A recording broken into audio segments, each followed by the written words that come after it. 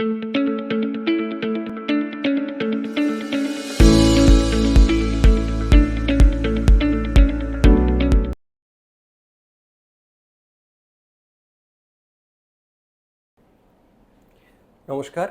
আমি doctor Rajiv Bhattacharya, consultant medical oncologist, Peerless Hospital, Kolkata. আজকে আমি বলবো যে গ্যাস্ট্রিক ক্যান্সার এর চিকিৎসা কিভাবে করতে হয়।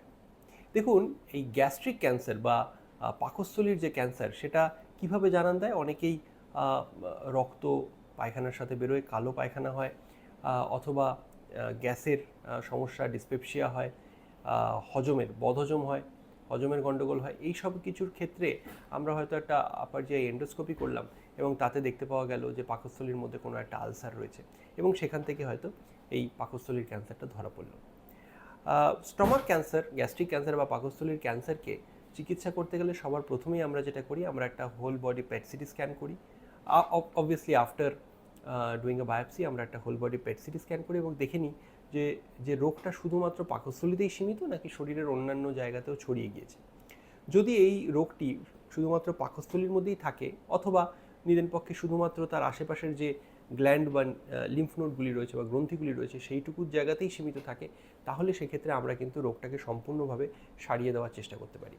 আমরা কি করি, আমরা সবার প্রথমে কেমোথেরাপি দিই, 4টে সাইকেল কেমোথেরাপি দিই। যেই কেমোথেরাপিটা এই মুহূর্তে সারা পৃথিবীব্যাপী ব্যবহার করা হয় তার নাম ফ্লট কেমোথেরাপি। অত্যন্ত হাইডোজ কেমোথেরাপি এবং পেশেন্টরা যদি ফিট থাকে তবেই কিন্তু আমরা এই কেমোথেরাপিটা করতে পারি। 4টে সাইকেল দেওয়ার পর আমরা সার্জারি করি এবং সার্জারি করার পরে আরও 4টে সাইকেল এই সেম ফ্লট কেমোথেরাপি আমরা দিই। খুব রিসেন্টলি একটি ট্রায়াল করা হয়েছে, যেই ট্রায়ালের নাম ম্যাটারহর্ন ট্রায়াল, যেখানে দেখা গিয়েছে যে এই ফ্লট কেমোথেরাপির সাথে যদি আমরা ইমিউনোথেরাপি অ্যাড করি যার নাম ডুরভ্যালুম্যাব, তাহলে সেক্ষেত্রে এই যে রোগ থেকে রোগমুক্ত হয়ে বেঁচে থাকার যে সময়টা সেটা অনেকটা বেড়ে যাচ্ছে। এই ইমিউনোথেরাপি এবং কেমোথেরাপি একসাথে যখন প্রাইমারি টিউমারটা থাকে শরীরের মধ্যে, তখন এরা একসাথে কাজ করে ক্যান্সারের বিরুদ্ধে এবং ক্যান্সারের সেলসগুলিকে সম্পূর্ণভাবে ছোট করে দিতে সাহায্য করে। সেই সাথে রক্তের মধ্যে যদি কোনো মাইক্রোস্কোপিক সেলস, ক্যান্সার সেলস থাকে, যেটাকে আমরা বলি মাইক্রোমেটাস্টেসিস, সেটাকেও কিন্তু এই কেমোথেরাপি এবং ইমিউনোথেরাপি খুব ভালোভাবে কন্ট্রোল করে নিতে পারে। তাই সবসময় মনে রাখবেন যে স্টমাক ক্যান্সার যদি হয়, স্টমাক ক্যান্সারের বিশেষ করে অ্যাডেনোকার্সিনোমা যদি হয়, তাহলে কিন্তু প্রথমেই আগ বাড়িয়ে অপারেশন করবেন না। এটা এখন প্রমাণিত সত্য যে স্টমাক ক্যান্সারের ক্ষেত্রে সবার প্রথমে কেমোথেরাপি, আরও ভালো হয় যদি ইমিউনোথেরাপি আপনারা দিতে পারেন এবং তারপরে আপনারা ক্যান্সারের সার্জারিটা করতে পারেন।